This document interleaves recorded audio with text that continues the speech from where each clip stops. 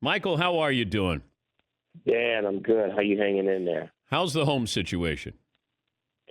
Well, it's a little different, I think, than most people that maybe experience, and it's back east. I'm in Arizona, and you just seeing the sun for me is different than the first few days of this when I was back east in D.C. and even in Chicago.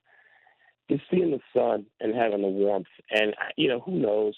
There's I've certainly talked to people, the medical experts who said that one of the reasons people kept talking about in their community, keep talking about May, June, is that, these viruses historically, even the worst ones have been seasonal, which is why they use the word seasonal before virus. And they're hoping that plays a part, sun and warmth.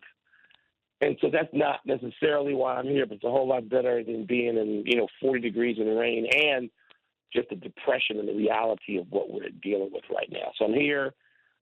It's been going well, and we're doing some segments of the show every day. I have a studio which is otherwise essentially empty. Just don't see anybody, even though I'm sure it's not empty. Now, And it's worked well. and when do you guys think that you'll be back on the air on Pardon the Interruption? Dan, you know what? It hasn't come up like when we might do the show as it has existed for 18 plus years, as opposed to doing segments of the show on SportsCenter. It has not. I haven't asked. I'm sure it's come up with the big bosses. You know how that works. I have not asked. I'm happy to be doing the amount of the show that we're doing now. I know that's where we are for this week, and I would suspect next week. But beyond that, I don't know, because I don't know. So much is determined by what companies feel comfortable with their employees doing, with their staffs doing. And that stuff's way above me. And I just don't. There's, to speculate on it, even to ask it, like, hey, guys, when are we going to get back to the show? Nobody knows. And so I just don't concern myself with it at this point. Not yet. He's Michael Wilbon, the co-host of Pardon the Interruption, also covering the NBA for ABC and the Mothership. What do you think of the NFL draft going on as scheduled here next month? Well, Dan, we talked about this, Tony and I did yesterday, and I think I'm okay with it. What I'm not okay with is whiny general managers saying we can't finish our psychological profiling. I don't need to hear that we can't have our 11th visit with somebody to ask them, if you were a tree, what kind of tree would you be in the middle of this? There's context to everything. Does the show have to go on if you're the NFL? I guess it doesn't. Look, this is an exception to everything we know in our lives. Maybe there's 3 people alive who can remember the end of World War One. Probably not, actually. I looked it up the other day. My son asked me, he said, Dad, is there anybody alive who's around for the Spanish flu? And I said, well, let's look it up. And we found a couple of people who were amazingly 116. But this is an exception that no one on earth knows anything about. And so if the league wants to go on with this, I'm okay with it. I'm not offended by it. If they said, like everything else, we're going to push this a little bit, I'd be okay with that too. This isn't one of those things that has me agitated like some other things that are going on during this. Yeah, as long as you can do your job. And I had a source say, these executives, these scouts, GM saying, hey, I can't do my job.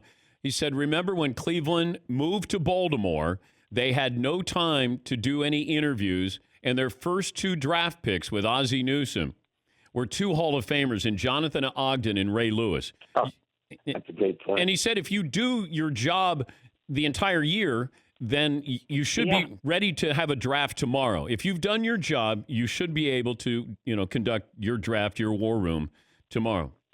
So yeah, but I agree with that, Dan. These guys are so, I don't even want to say prepared. Yes, if you've done your job all year, and how many times are they going to look at a guy? How many times do they have to have him in? Under normal conditions, okay, fine, you tolerate it. But to say that has to happen this year, or we can't have a draft right now, and you push it to win.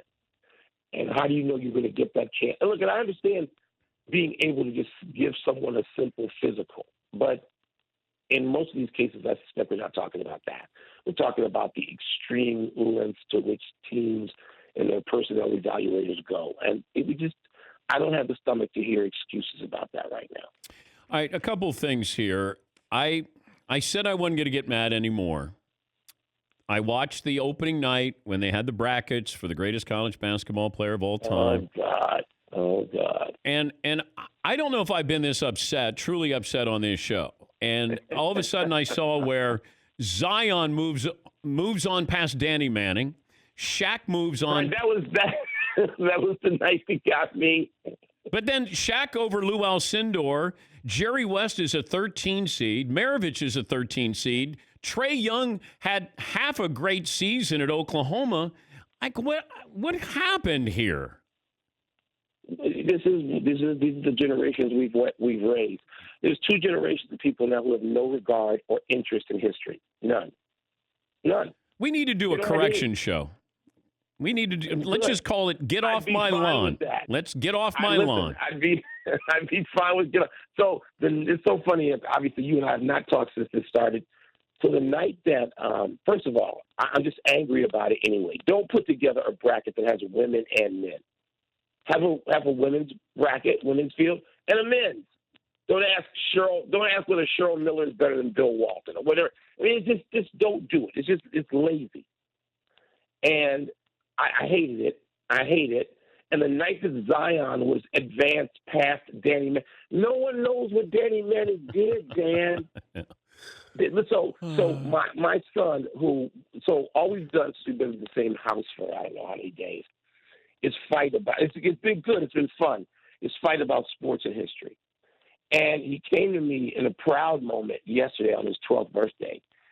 And he said, Dad, I guess it's Madden he's playing. I don't know. I don't play any video games.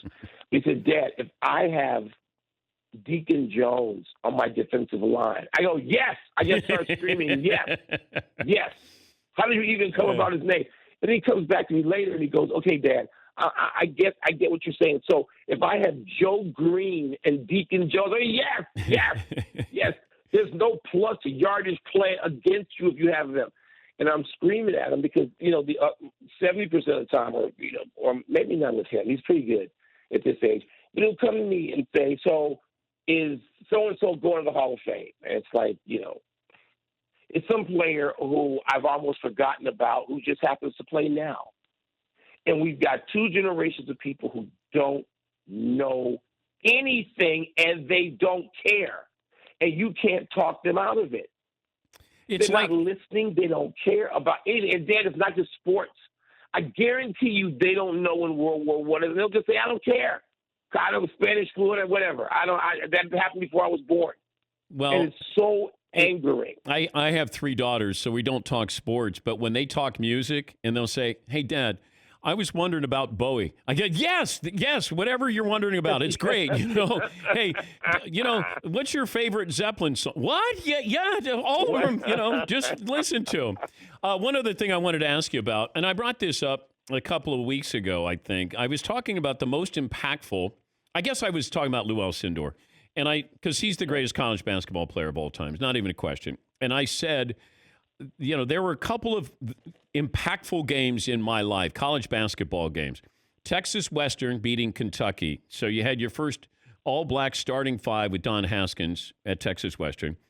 Magic and Bird, but also Lou Alcindor against Elvin Hayes in the Astrodome. Those are the 3 games that I think have, and maybe I'm missing one, have had the biggest impact on the sport because the first all-black starting 5 wins the title against an all-white Kentucky team. Bird Magic, the highest-rated college basketball game. But basketball was in prime time in the Astrodome with Lou Alcindor against Elvin Hayes and the Houston Cougars. So is there another one you'd put in there? And if not, out of those 3? Mine. I share that with you. I'm going to say the anniversary, I think it's today, Bill Walton, 21 of 22. Bill Walton, that game that he had, I'm going to put that up there. But also Magic Bird is anniversary today. Oh, wow. Well, that one the first one, the one I mentioned, Walton, is less culturally impactful than the one you mentioned, which is why I'm with you on your selection of those three. The Leitner, the Hill to Leitner game it wasn't in the Final Four for one, but it doesn't have the cultural impact. Although to me, that still has a certain importance, a certain glamour. That's the best game ever played. That's the best college game ever played. Yeah. I'll put that up there. Dan, what about the David Thompson game? That was a semifinal game against UCLA. It was a semi. Yes, it was. Yes, it was. It wasn't a time. And you know what else? I'll give you one other. And I don't. This is my privilege now. This is now for me being old. How about Villanova Georgetown? I wasn't as surprised that Villanova won that as everybody else. I wasn't as surprised either because they played two close games in the regular. I was a Georgetown beat writer that year. Yeah. And I covered every Georgetown game. And I remember before the game, we were getting the Washington put together a book on Georgetown's season immediately after. Like, stay up all night the next 2 nights you're going to be. And I called my editor just before the tip, and I said, so what happens when Villanova beats Georgetown? He goes, what are you talking about? And I said, do you realize that one of the games was like double overtime in the regular season, and the other game was like 3 points? And Villanova can win this game. And I was watching the games on the mothership before they used to play. That was a new thing. And I asked Ed Pinckney after the game, when did you really think you could beat Georgetown? He goes, I'm sitting around in the hotel, and I see the games we played. He's like, oh, my God, we nearly beat them twice. And it was the same feeling. Like, everybody called it the biggest upset except, there were hints that this wasn't going to be that necessarily a big upset. But yeah, I'm with you on those, Dan. Those are the Hall of Fame moments in college basketball, which if you think you know about the sport and you're not familiar with those, you need to shut up and go to YouTube or wherever you go and seek them out and learn about the moments that shaped college basketball. It's good to talk to you. Keep yelling at people to get off your lawn, Mike. It's good to hear your voice. Thank you, Mike. That's Michael Wilbon, co-host, Pardon the Interruption. Of course, covers the NBA as well.